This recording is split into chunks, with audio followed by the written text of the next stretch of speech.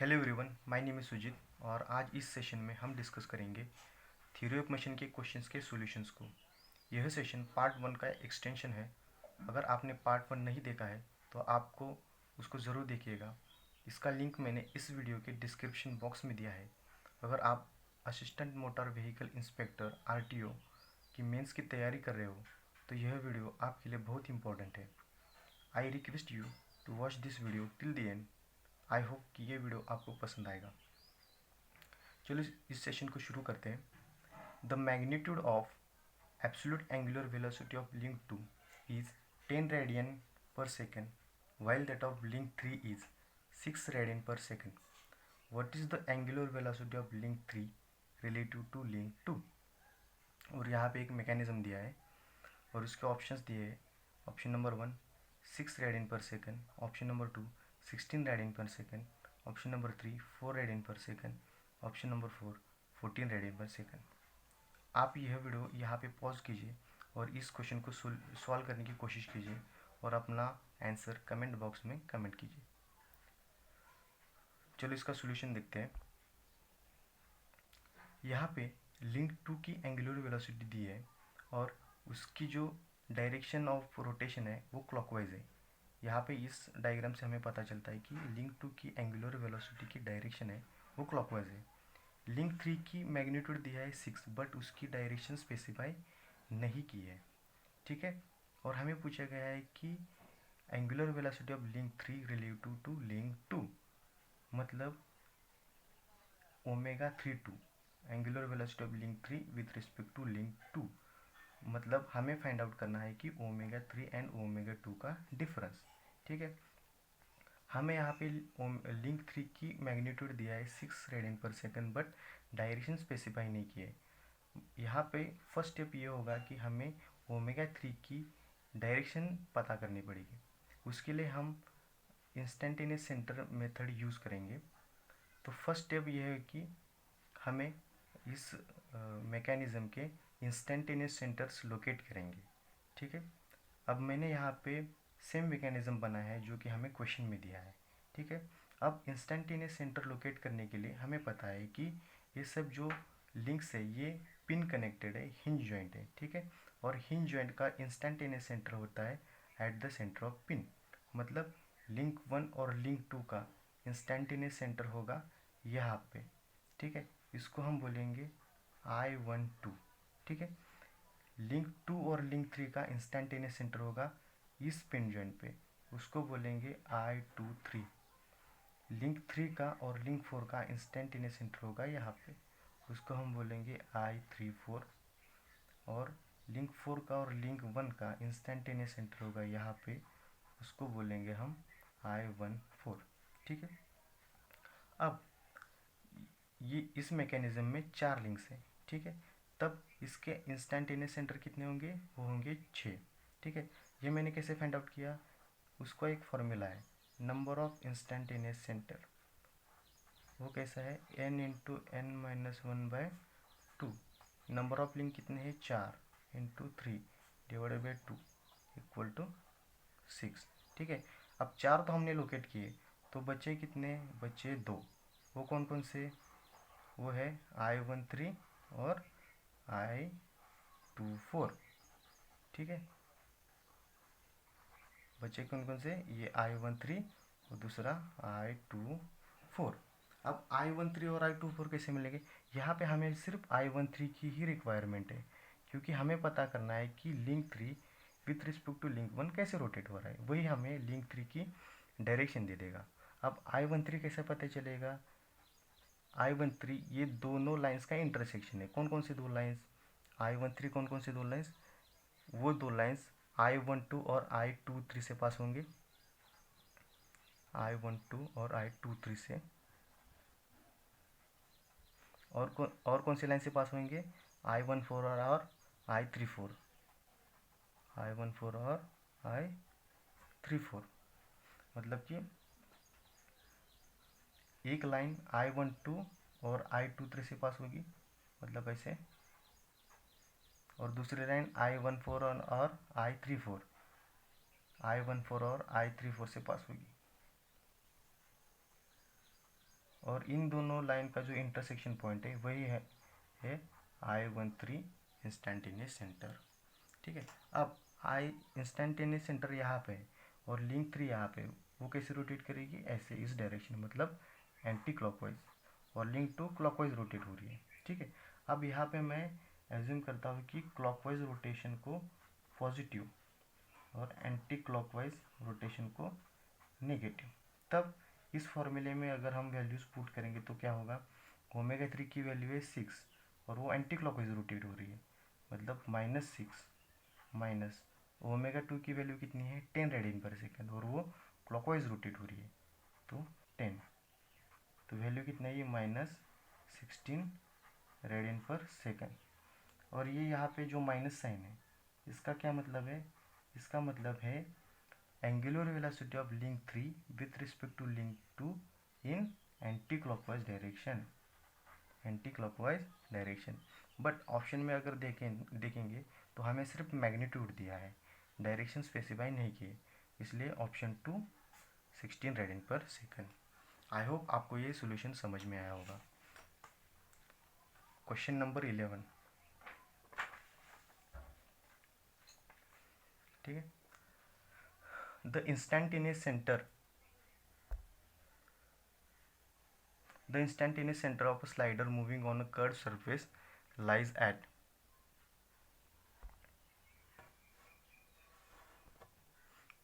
और उसके ऑप्शन है, option number 1 infinity, option number 2 the centre of curvature of curve surface, option number 3 their point of contact, option number 4 the pin joint.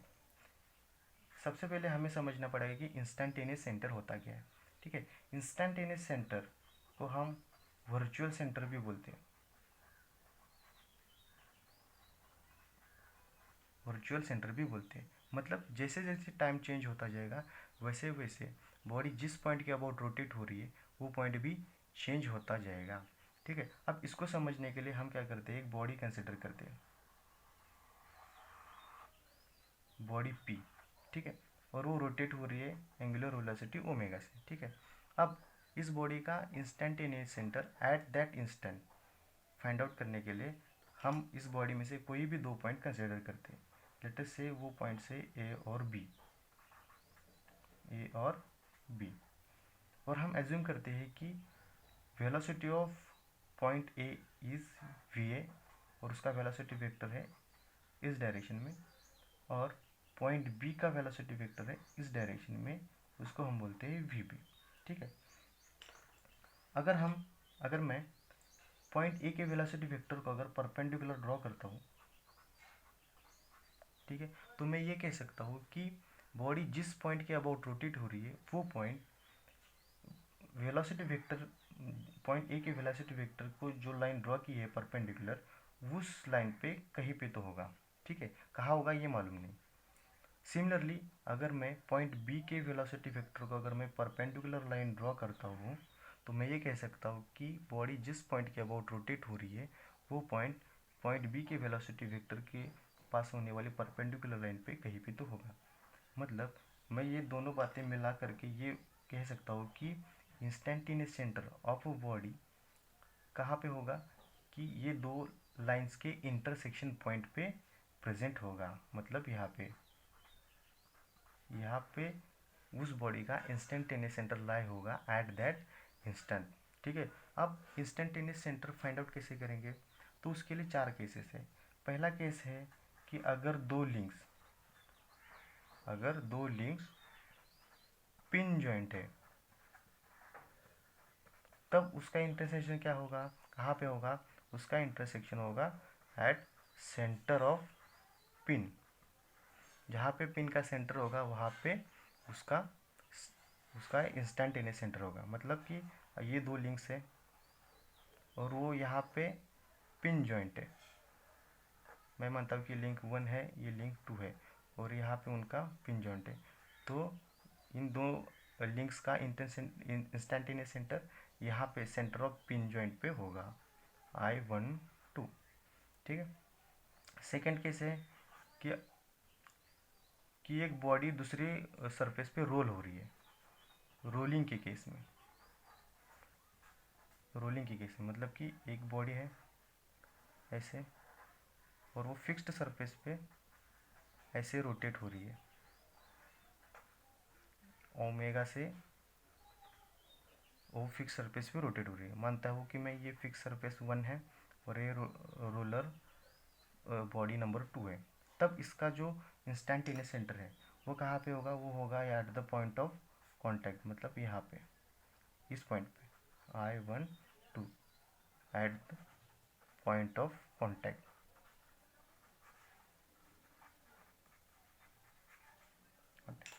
अब तीसरा case क्या है? तीसरा case में कोई भी एक स्लाइडर है और वो कर्व्ड सरफेस पे स्लाइड कर रहा है, तब उसका इंस्टेंटेनियस सेंटर कहाँ पे होगा? मतलब कि ऐसे कर्व सरफेस है, यहाँ पे ये कॉन्केव लिया है मैंने, इसको मैं 1 बोलता हूँ, बॉडी नंबर 1, और इस पर एक स्लाइडर प्रेजेंट है और वो इस डायरेक्शन में मूव हो रहा है। तब उसका इंस्टेंटेनियस सेंटर कहाँ पे होगा? उसका इंस्टेंटेनियस सेंटर इस कर्व के सेंटर पे होगा, मतलब यहाँ पे ये कर्व का सेंटर है, तो यहाँ पे इस बॉडी का इंस्टेंटेनियस सेंटर होगा at the centre of curvature.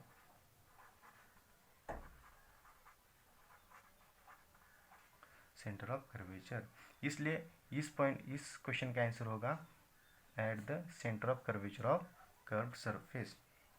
I hope ये आपको समझ में आया होगा। Question number 12, the following profile of a gear satisfy the law of gearing, और उसके ऑप्शन है conjugate profile, involute profile, third one is cycloidal profile, और फोर्थ वन इज ऑल।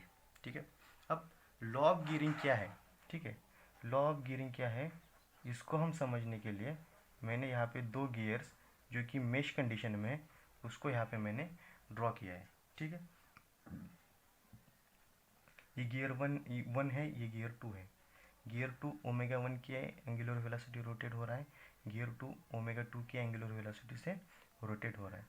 यहाँ पे ए और बी पे गियर 1 और गियर 2 के सेंटर्स प्रेजेंट है। ठीक है, अब लॉ ऑफ गियरिंग का स्टेटमेंट क्या है कि लॉ ऑफ गियर का स्टेटमेंट है कि common normal at the point of contact must pass through the line joining the 2 centres. इसका मतलब क्या है कि पॉइंट ऑफ कॉन्टैक्ट पे जो भी नॉर्मल हमने ड्रॉ किया है वो हमेशा 2 सेंटर्स, गियर के 2 सेंटर से उसको ज्वाइन करने वाली जो लाइन है उससे पास होना जरूरी है, तभी ये 2 जो प्रोफाइल्स है गियर के वो लॉ ऑफ गियरिंग को सेटिस्फाई करते हैं।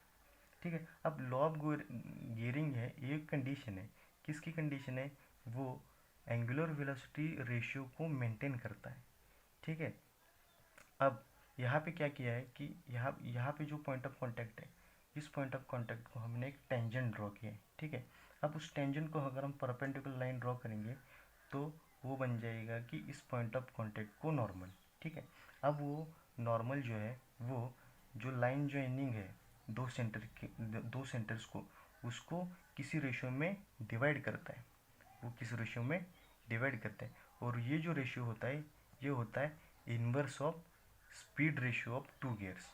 ठीक है, मतलब अगर गियर 1 का एंगुलर वेलोसिटी ओमेगा 1 है और गियर 2 की एंगुलर वेलोसिटी ओमेगा 2 है, देन इसका रेशियो क्या होगा? ओमेगा 1 बराबर ये बी पी हो जाएगा और ओमेगा 2 बराबर ये हो जाएगा ए पी। ठीक है, यही है लॉ ऑफ गियरिंग।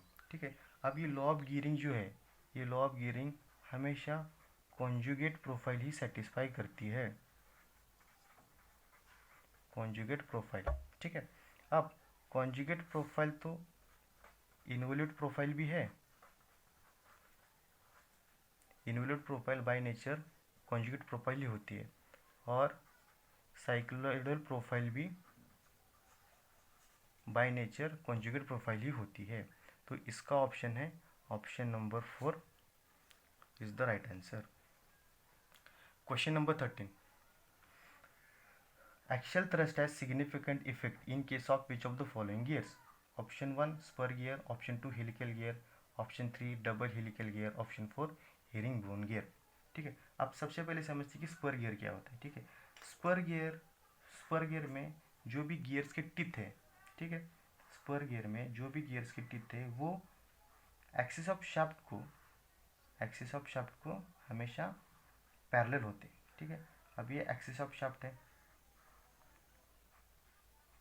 ठीक है, ये गियर 2 का एक्सिस ऑफ शाफ्ट है, गियर 1 है, ये गियर 2, ठीक है। अब ये जो टिथ्स है, ये टिथ्स हमेशा एक्सिस ऑफ शाफ्ट को पैरेलल होते हैं इस प्रकार से,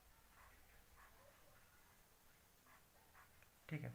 अब गियर्स के टिथ एक्सिस ऑफ शाफ्ट को पैरेलल है, इसलिए जब दो गियर्स मेश होते हैं, तब उनमें सडन कांटेक्ट आ जाता है, ठीक है, सडन कांटेक्ट। अब सडन कांटेक्ट की वजह से क्या होता है कि जो टिप पे लोड आता है वो सडन लोड अप्लाई हो जाता है, उसके वजह से जो इम्पैक्ट स्ट्रेसेस प्रोड्यूस होते हैं टिप के बीच में, उसकी मैग्नीट्यूड होते हैं सबसे ज़्यादा as compare to helical gear. मतलब इम्पैक्ट स्ट्रेसेस स्पर गियर के टिप में जो प्रोड्यूस हो रहा है वो सबसे ज़्यादा होगा, और उसके वजह से नॉइज़ प्रोडक्शन भी ज़्यादा होता है, और लोड कैरिंग कैपेसिटी जो होती है स्पर गियर की वो as compare to helical gear कम होती है, ठीक है। अब हेलिकल गियर्स में क्या होता है, हेलिकल गियर्स में टिप जो होते हैं गियर्स की, ठीक है, गियर्स के टिप जो होते हैं या तो वो कर्व्ड होते हैं या फिर वो इंक्लाइन टू द शाफ्ट होते हैं, शाफ्ट एक्सिस, ये शाफ्ट एक्सिस है, तो ये शाफ्ट एक्सिस को इंक्लाइंड होते हैं ऐसे, ठीक है, इंक्लाइंड। ये गियर 1 है, ये गियर 1 और गियर 2 के जो कि टिप्स है वो एक्सिस ऑफ शाफ्ट को इंक्लाइंड है। पहला होगा राइट हैंड हेलिक्स तो दूसरा होगा लेफ्ट हैंड हेलिक्स, ठीक है, और दो आपस में मेश होते हैं, ठीक है। अब ये गियर्स के टिप जो है ये आपस में मतलब कि शाफ्ट एक्सिस को इंक्लाइन है, तब at the time of engagement जब ये गियर्स मेश होते हैं तो तब बिगिनिंग में इनका जो कांटेक्ट है वो एट द लीडिंग एज पे ही होता है, मतलब यहाँ पे at the tip of leading edge, और वो धीरे धीरे प्रोग्रेस होता जाता है, और वो at the end of contact वो पूरे इंटायर टिप पे हो जाता है। तब क्या होता है कि जो एप्लीकेशन ऑफ लोड है, ठीक है, एप्लीकेशन ऑफ लोड है वो होता है ग्रेजुअल लोड होता है, ग्रेजुअल लोड अप्लाई होता है, इसलिए जो इम्पैक्ट स्ट्रेसेस प्रोड्यूस होते हैं टिप के बीच में वो as compare to spur gear कम होते हैं, और नॉइज़ प्रोडक्शन भी कम होता है। लोड कैरिंग कैपेसिटी भी as compare to spur gear helical gear की ज़्यादा होती है, बट इसमें डिसएडवांटेजेस क्या होता है, डिसएडवांटेज ये होता है कि इनमें हमेशा एक्सियल थ्रस्ट प्रेजेंट होता है,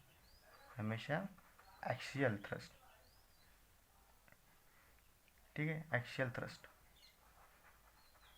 हेलिकल गियर्स में, ठीक है। और हमें यही पूछा गया है कि axial thrust has significant effect in case of which of the following gears, वो होता है हेलिकल गियर्स, ठीक है। अब डबल हेलिकल गियर क्या है, डबल हेलिकल गियर में क्या होता है कि पेयर ऑफ हेलिकल गियर्स होते हैं, मतलब कि एक शाफ्ट पे 2 और दूसरे शाफ्ट पे भी 2, ठीक है, ऐसे ही गियर्स माउंट होते हैं।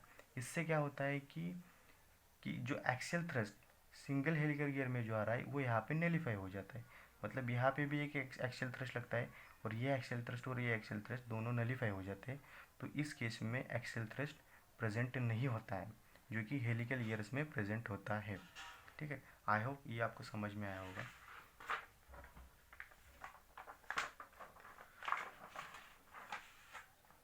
Question number 14, the plane of spin, plane of precision and plane of applied gyroscopic couples are, first one is the same one plane, second one is two plane perpendicular one another, third one is three plane perpendicular to one another, fourth one is none of the above, ठीक है। अब हम consider करते हैं कि कोई भी एक बॉडी है, ठीक, और वो रोटेट हो रही है omega angular velocity about an axis o x, ये उसका एक्सिस है ओ एक्स, ठीक है। बॉडी है और वो ओ एक्स एक्सिस के अबाउट रोटेट हो रही है, तो जो ओ एक्स है वो बन जाएगा एक्सिस ऑफ स्पिन, ठीक है। अब मैंने क्या किया, इस बॉडी को एंगुलर मूवमेंट प्रोवाइड की, एंगुलर मूवमेंट प्रोवाइड की डेल थीटा से, डेल थीटा से मैंने क्या किया, इस बॉडी को एंगुलर मूवमेंट दी थी। तब ये बॉडी जो है अब ओ एक्स डैश एक्सिस के अबाउट रोटेट हो रही है और इसकी एंगुलर वेलोसिटी बढ़ के ओमेगा प्लस डेल ओमेगा हो गई। अब मैंने किसके अबाउट इसको एंगुलर रोटेशन दिया, मैंने इसको दिया ओ जेड एक्सिस के अबाउट, ओ जेड एक्सिस के अबाउट मैंने इसको एंगुलर मूवमेंट प्रोवाइड की। तब ओ जेड जो एक्सिस है ये बन गया axis of precision, axis of precision. अब ऐसा ही करने से क्या हुआ कि इन दोनों एक्सिस को जो भी परपेंडिकुलर एक्सिस है, मानता हूँ मैं वो ओ वाई है, ठीक है, ओ वाई, तो उस एक्सिस पे एंगुलर एक्सीलरेशन अप्लाई होता है, एंगुलर एक्सीलरेशन अप्लाई होता है, और इसको ही बोलते हैं गायरोस्कोपिक कपल और गायरोस्कोपिक इफेक्ट, ठीक है। और ये जो इफेक्ट है, और इस एक्सिस को ओ वाई को क्या बोलते हैं, एक्सिस ऑफ गायरोस्कोपिक कपल, ठीक है। और ये जो गायरोस्कोपिक इफेक्ट है, ठीक है, ये गायरोस्कोपिक इफेक्ट हम कहाँ पे देखते हैं, ये गायरोस्कोपिक इफेक्ट हम एरोप्लेन्स में, ठीक है, खास करके जब एरोप्लेन्स एयर में जब टर्न लेते हैं राइट या लेफ्ट टर्न, और शिप्स में जब शिप्स पानी में राइट या लेफ्ट टर्न लेते हैं, ठीक है, तब क्या होता है, जब एरोप्लेन्स एयर में राइट या लेफ्ट टर्न होते हैं तब उसकी नोज़ या तो रेज हो जाती है या फिर डिप हो जाती है। और शिप जब पानी में अगर लेफ्ट या राइट टर्न लेते हैं तब शिप पानी में या तो डीप हो जाती है या फिर उसका जो बो है फ्रंट एंड वो पानी से ऊपर आ जाता है, ठीक है। तो इसको बोलते हैं गायरोस्कोपिक इफेक्ट, ठीक है। अब बॉडी जिस एक्सिस के अबाउट रोटेट हो रही है वो तो ओ एक्स है, बट किस प्लेन में रोटेट हो रही है, वो प्लेन है वाई जेड, ठीक है। तो वाई जेड प्लेन को बोलते हैं प्लेन ऑफ स्पिन, ठीक है, प्लेन ऑफ स्पिन। बॉडी को मैंने अबाउट ओ जेड एक्सिस को एंगुलर मोशन प्रोवाइड की, ठीक है, एंगुलर मोशन प्रोवाइड की, तो किस प्लेन में, अबाउट एक्स वाई प्लेन में, ठीक है। तो एक्स वाई प्लेन मतलब ये हो गया plane of precision, plane of precision. अब बॉडी पे अबाउट ओ वाई एक्सिस के अबाउट एंगुलर एक्सेलरेशन अप्लाई हो रहा है, मतलब किस प्लेन में है वो एंगुलर एक्सेलरेशन, प्लेन, उस प्लेन का नाम है एक्स जेड, सॉरी ये है एक्स वाई, और एक्स जेड प्लेन को बोलेंगे हम प्लेन ऑफ गायरोस्कोपिक कपल, ठीक है। अब इससे हम पता चलता है कि plane of spin, plane of precision, plane of gyroscopic couple, these three are three planes perpendicular to one another, option number 3। I hope ये आपको समझ आया होगा,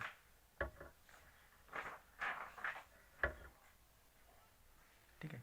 question number 15, the correct steering for Davis gear steering gear where alpha is equal to angle of inclination of the links to the vertical, b is equal to wheelbase, c is equal to distance between pivots of the front axle is option number 1 sin alpha is equal to b by c, option number 2 cos alpha is equal to c by b, option number 3 tan alpha is equal to c upon 2b, option number 4 cot alpha is equal to c upon 2b, ठीक है। अब मैंने यहाँ पे समझने के लिए, मतलब ऑटोमोबाइल स्टीयरिंग गियर समझने के लिए मैंने यहाँ पे एक डायग्राम ड्रॉ की है। पी क्यू ए ये फ्रंट एक्सेल है और वो पाइवट है at point P and Q पे, और मैंने स्टब एक्सेल के थ्रू, मतलब यहाँ पे स्टब एक्सेल के थ्रू फ्रंट व्हील्स अटैच किए हैं point pivot P and pivot Q को। SNR जो है ये है रियर एक्सल, ठीक है। अब जब ऑटोमोबाइल या व्हीकल टर्न लेते हैं, हम यहाँ पे कंसिडर करते हैं कि व्हीकल राइट टर्न ले रहा है, तब जो इनर व्हील होता है, ठीक है, ये अब राइट टर्न ले रहा है तो ये इनर व्हील हो जाएगा, ठीक है। जो इनर व्हील होता है वो सबसे ज़्यादा स्विंग करता है as compare to outer wheel, ठीक है। मतलब इसका जो एंगल ऑफ रोटेशन है वो आउटर व्हील से ज़्यादा होता है, ठीक है। अब जब आइडियल स्टीयरिंग कंडीशन जो है, आइडियल स्टीयरिंग कंडीशन है वो तब बनती है जब हम इस टब एक्सिस को जो हम एक्सटेंड करते हैं, दोनों को एक्सटेंड करते हैं, और वो रियल जो कॉमन व्हील्स है उनकी कॉमन एक्सिस को अगर मीट करता है तो उसको हम बोलते हैं कि इंस्टेंटेनियस इंटर, ठीक है। तो वो आइडियल स्टीयरिंग कंडीशन बन जाती है। मतलब इसका मतलब क्या होता है, जब व्हीकल टर्न ले रहा हो तो चारों व्हील्स उस इंस्टेंट पे इस पॉइंट के अबाउट रोटेट होते हैं। अगर इस कंडीशन को अगर मेंटेन होती है तब व्हीकल की जो स्किडिंग की जो टेंडेंसिटी है वो मिनिमाइज हो जाती है, ठीक है। अब इसको जो हम मैथमेटिकल इक्वेशन में कैसे लिख सकते हैं, उसको उसको बोलते हैं fundamental equation of correct steering gear, ठीक है। अब इस कंडीशन को मेंटेन करने के लिए व्हीकल को या स्टीयरिंग कंडीशन को वो कंडीशन सेटिस्फाई करनी पड़ती है, उसको बोलते हैं fundamental equation of steering gear, और वो है cot phi minus cot theta is equal to C by B, ठीक है। सी क्या है, distance between the two parts, and B क्या है, B is the wheel base. Wheel base मतलब क्या है कि distance between front axle and rear axle, ठीक है। अब जो भी मैकेनिज्म इस इक्वेशन को सेटिस्फाई करता है उसको बोलते हैं करेक्ट स्टीयरिंग गियर, ठीक है, करेक्ट स्टीयरिंग गियर। अब यहाँ पे ऐसे दो मैकेनिज्म्स हैं जो कि वो इस इक्वेशन को सेटिस्फाई करते हैं, वो है Davis steering gear, Davis steering gear, और दूसरा है एक्करमैन स्टीयरिंग गियर, एक्करमैन स्टीयरिंग गियर, ठीक है। फिलहाल यहाँ पे हम डेविस स्टीयरिंग गियर के बारे में जानेंगे। डेविस स्टीयरिंग गियर में all pairs are sliding pair, इसलिए इनमें ज़्यादा फ्रिक्शन होता है और वेयर भी ज़्यादा होता है, ठीक है। अब ठीक है, अब आर्म पी के एंड आर्म क्यू एल, ये पाइवट पी एंड क्यू को अटैच किए हैं, ठीक है। और इस आर्म में दो स्लाइडर्स है, S1 और S2, ठीक है।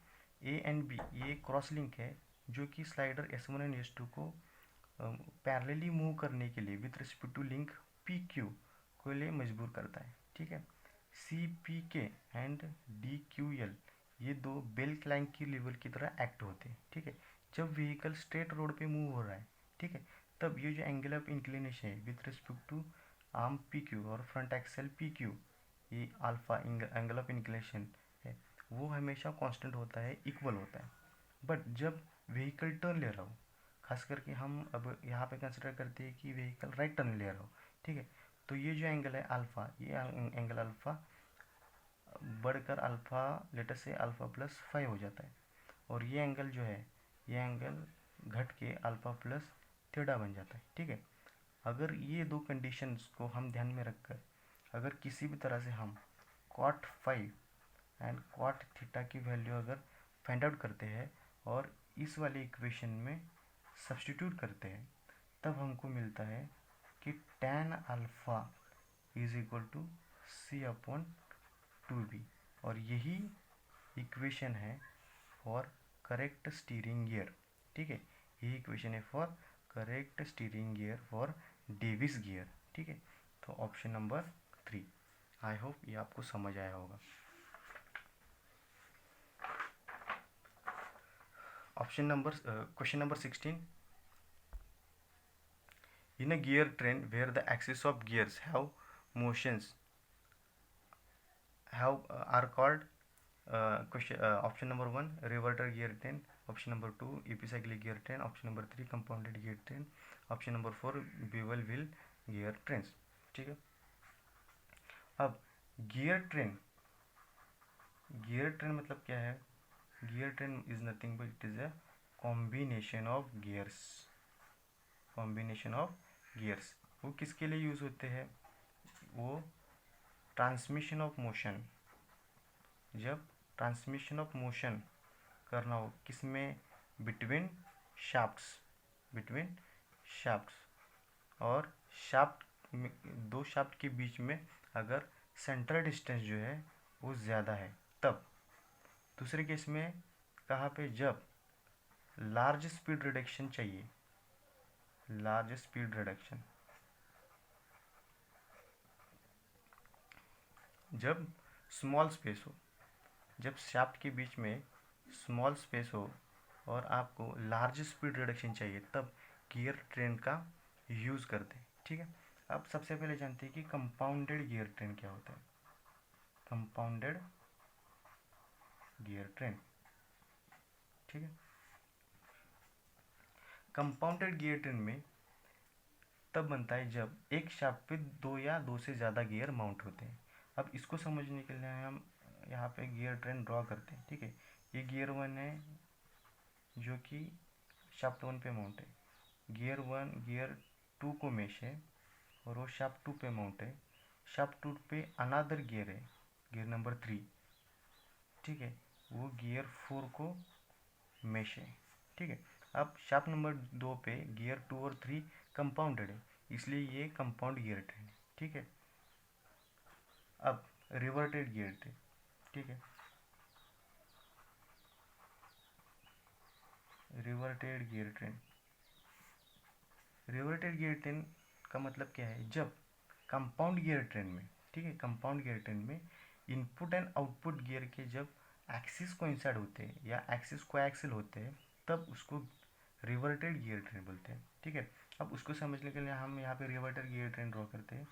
रिवर्टेड गियर ट्रेन में, ठीक है, ये गियर 1 है जो कि शाफ्ट 1 पे है, ये गियर 1 है।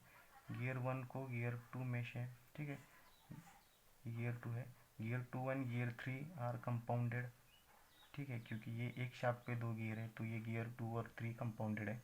और गियर 3 जो कि गियर 4 को मेश है। ठीक है, अब ये गियर 1 का एक्सिस और ये गियर 4 का एक्सिस ये कोएक्सियल है, इसलिए ये रिवर्टेड गियर ट्रेन है। ठीक है, ये रिवर्टेड गियर ट्रेन कहाँ पे यूज़ होता है? ये होता है कि सिंपल लेथ में, लेथ मशीन में, लेथ मशीन में रिवर्टेड गियर ट्रेन यूज़ होता है। ये एग्जाम में कई बार पूछा गया है।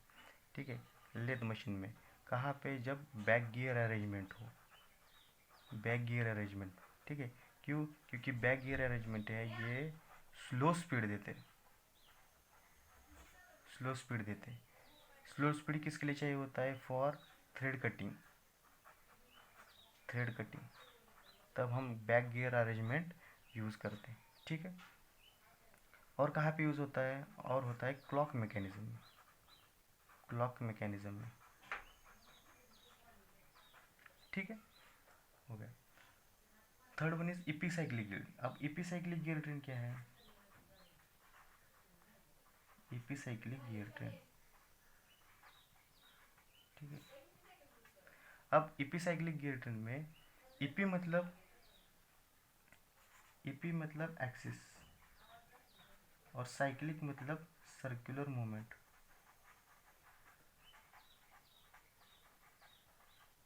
ठीक है, इसका मतलब कि गियर 1 का एक्सिस गियर 2 के एक्सिस के अबाउट रोटेट हो रहा है तब उसको बोलते हैं इपीसाइक्लिक गियर ट्रेन। इसलिए इसका ऑप्शन क्या हो जाएगा कि option number 2 epicyclic gear train. I hope ये आपको समझ आया होगा।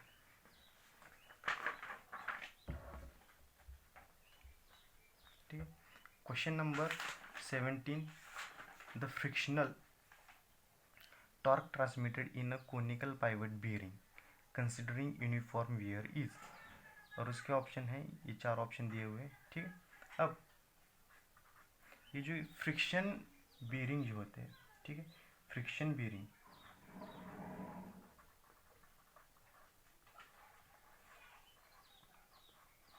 वो कहाँ यूज़ करते हैं? फ्रिक्शन बीयरिंग यूज़ करते हैं जहाँ पे रोटेटिंग शाफ्ट्स होते हैं।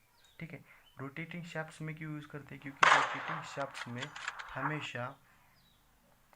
शाफ्ट में हमेशा क्या होता है? एक्सेल थ्रस्ट प्रेजेंट होता है। फॉर एग्जांपल कहाँ पे? Propeller shafts of ships. ठीक है। For example shafts of steam turbine, इनमें क्या होता है, इनमें एक्सेल थ्रस्ट प्रेजेंट होता है, और उसको नलीफाई करने के लिए, उसको रिमूव करने के लिए हमेशा हम या तो पाइवट, ठीक है, या तो पाइवट या फिर कॉलर बेरिंग का यूज़ करते हैं, क्योंकि पाइवट और कॉलर बेरिंग जो है ये हमेशा इट टेक्स एक्शियल थ्रस्ट, ठीक है, ये एक्शियल थ्रस्ट लेते हैं, ठीक है। इसलिए हम ये जो रोटेटिंग शाफ्ट में उनमें जो एक्सेल थ्रस्ट प्रेजेंट होता है उसको नलीफाई करने के लिए पाइवट बेरिंग का यूज़ करते हैं, ठीक है। अब पाइवट बेरिंग है उसके दो टाइप है, कौन से, कोनिकल पाइवट बेरिंग और फ्लैट सरफेस पाइवट बेरिंग, ठीक है।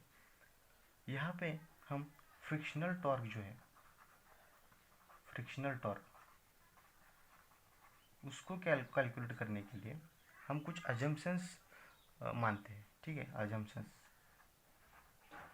वो कौन कौन से हैं कि जब बेरिंग अगर न्यू हो, फॉर न्यू बेरिंग में क्या होता है, हम मानते हैं कि इंटेंसिटी ऑफ प्रेशर वो कांस्टेंट है, इंटेंसिटी ऑफ प्रेशर कांस्टेंट है, मतलब pressure is uniformly distributed throughout the bearing surface. ये कहाँ पे, जब बेरिंग्स नए हो, और जब बेरिंग्स पुराने हो जाते हैं मतलब ओल्ड हो जाते हैं, ठीक है, तब हम क्या करते हैं, तब हम वियर को कांस्टेंट मानकर हम फ्रिक्शनल टॉर्क को कैलकुलेट करते हैं। नए बेरिंग में प्रेशर को कांस्टेंट मानकर फ्रिक्शनल टॉर्क कैलकुलेट करते हैं, ओल्ड बेरिंग में वियर को कांस्टेंट मानकर हम फ्रिक्शनल टॉर्क कैलकुलेट करते हैं।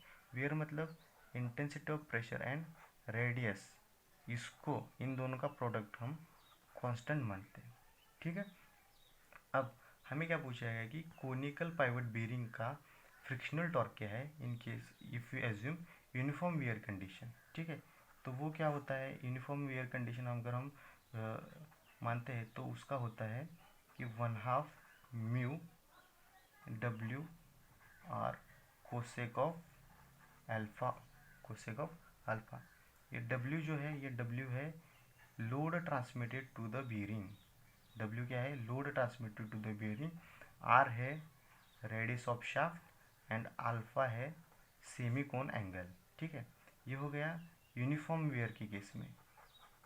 यूनिफॉर्म वियर, जब हम यूनिफॉर्म प्रेशर की कंडीशन हम एज्यूम करते हैं, तब फ्रिक्शनल टॉर्क क्या होता है, तब फ्रिक्शनल टॉर्क होता है 2/3 mu W R cosec alpha, ठीक है, 2/3 mu W R cosec of alpha, ठीक है। अब यहाँ पे हमें यूनिफॉर्म वियर पूछा है, तो यूनिफॉर्म वियर के लिए क्या है, 1/2 mu W R cosec alpha, option number 1, ठीक है। आई होप ये आपको समझ आया होगा। Question number 18, the ratio of frictional torque produced for uniform wear and uniform pressure, ठीक है। अब यहाँ पे कौन सा बेरिंग है ये हमने स्पेसिफाई नहीं किया है, लेकिन जब हम कोनिकल पाइवट बेरिंग का भी अगर हम रेशियो लेते हैं for uniform wear and uniform pressure, और फ्लैट पाइवट बेरिंग का भी हम फ्रिक्शनल टॉर्क का अगर हम रेशियो लेते हैं for uniform wear and uniform pressure, तब भी हमें क्या मिलता है, अगर हम कंसिडर करते हैं कि कोनिकल पाइवट बेरिंग का, तो हमने क्या मतलब हमें क्या पता है कि कोनिकल पाइवट बेरिंग का यूनिफॉर्म का कितना टॉर्क है, 1/2 mu W R cosec alpha, और यूनिफॉर्म प्रेशर का कितना है, 2/3 mu W R cosec alpha, ठीक है। अब कोसेक अल्फा को कोसेक कैंसिल, रेडियस को रेडियस कैंसिल, डब्ल्यू को डब्ल्यू, म्यू म्यू कैंसिल हो जाता है, और बचता क्या है 3/4, ऑप्शन नंबर 4, ठीक है। तो this is the last question, ये लास्ट क्वेश्चन था, ठीक है। आई होप आपको ये सारे क्वेश्चन के सॉल्यूशन समझ में आए होंगे, ठीक है। तो अगर आपको ये वीडियो पसंद आया है तो आप इस वीडियो को लाइक कीजिएगा और मेरे चैनल को सब्सक्राइब कीजिएगा, ठीक है। और आप इस वीडियो को अपने दोस्तों तक ज़्यादा से ज़्यादा पहुँचाएगा, इसलिए इस वीडियो को ज़्यादा से ज़्यादा शेयर कीजिएगा। मिलती है नेक्स्ट वीडियो में। Till then take care, bye.